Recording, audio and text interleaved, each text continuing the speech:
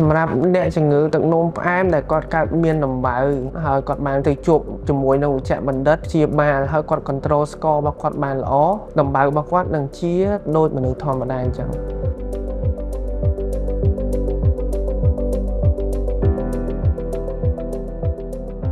ជំងឺទឹកនោមផ្អែមយើងអាចនិយាយថាបែងចែកជាជំងឺ3ប្រភេទធំ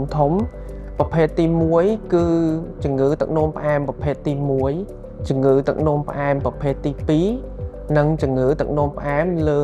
ស្ត្រីមានផ្ទៃពោះដំណាក់កាលទី1គេហៅថា pre-diabetes ត្រៀមទឹកនោមផ្អែម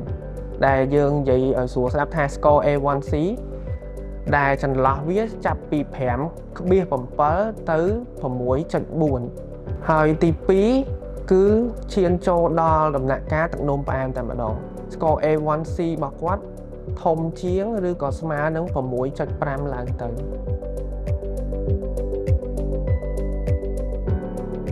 ជំងឺទឹកនោមផ្អែមប្រភេទទី1គឺបណ្ដាលមកពីការខូច beta cell របស់គាត់នៅលំពែងរបស់គាត់ហ្នឹងគាត់អត់អាចបង្កើតអាំងស៊ូលីនយកមកប្រើកើតបានទេអញ្ចឹងភាគច្រើនយើងឃើញតាំងពីគាត់មានកំណើតតែម្ដងហើយនឹងក្រោមជាង30ឆ្នាំចេញរោគសញ្ញាឃើញអត់មានស្រែកទឹកហើយគាត់ឆាប់អស់កម្លាំងគាត់ញ៉ាំច្រើនហើយគាត់នោមច្រើនប៉ុន្តែគាត់ស្គមគាត់អត់មានកម្លាំងកាយប្រភេទទី2ភាគច្រើនកើតនៅលើវ័យរៀងកណ្ដាលតិចអាយុចាប់ពី35ឆ្នាំឡើងទៅលើសគីឡូលើសជាតិខ្លាញ់ច្រើនហើយអាំងស៊ូលីនគាត់នៅមានដែរឬក៏អត់គ្រប់គ្រាន់ប៉ុន្តែអាំងស៊ូលីនរបស់គាត់នឹងអត់អាចយកទៅប្រើប្រាស់បានទេភាគច្រើនអត់មានសញ្ញាអីបញ្ចេញក្រៅពីការមើលតេស្តឈាមទេដរាបណាតែគាត់លើសស្ករហ្នឹងយូរឆ្នាំតែម្ដងបានគាត់មានរោគសញ្ញាដូចទៅនឹងប្រភេទទី1ដែរហើយវាអាចថែមទៅលើមានតបៅអាចមួយទៀតគឺស្វាងភ្នែកប្រភេទទី3គឺជាទឹកនោមផ្អែមនៅលើស្ត្រីមានផ្ទៃពោះភាគច្រើនវា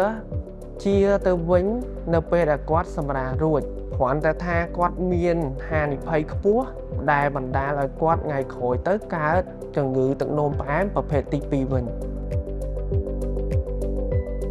មានវិធីសាស្ត្រមួយចំនួនដែលខ្ញុំអាចចែកម្លែកទៅបានទី1ការញ៉ាំអាហាររបស់យើងញ៉ាំកុំឲ្យឆ្អែតពេកហើយជៀសវាងអាហារដែលមានសម្បូរទៅដោយខ្លាញ់ជៀសវាងការញ៉ាំសាច់ក្រហមច្រើនហើយជៀសវាងការញ៉ាំអាហារណាដែលមានផ្អែមច្រើនឬក៏គ្រឿងកំប៉ុង